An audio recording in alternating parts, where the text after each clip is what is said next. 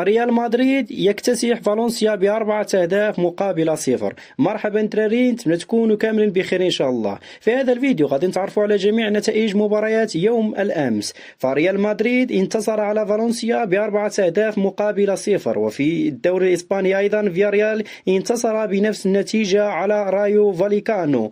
أما بخصوص دوري أبطال إفريقيا فنهضة بركان المغربي انتصر بهدفين مقابل هدف على أهلي طرابلس. أما بخصوص الدوري الإنجليزي مانشستر يونايتد مع نوتنغهام فورست تعادلوا بهدفين مقابل هدفين. تشيلسي انتصر بهدف واحد على توتنهام. ليفربول عاد إلى سكة الانتصارات بعد فوزه على استون فيلا بهدفين مقابل صفر. أما بخصوص الدوري الفرنسي باريس سان جيرمان انتصر بنتيجة واحد مقابل صفر على نيس.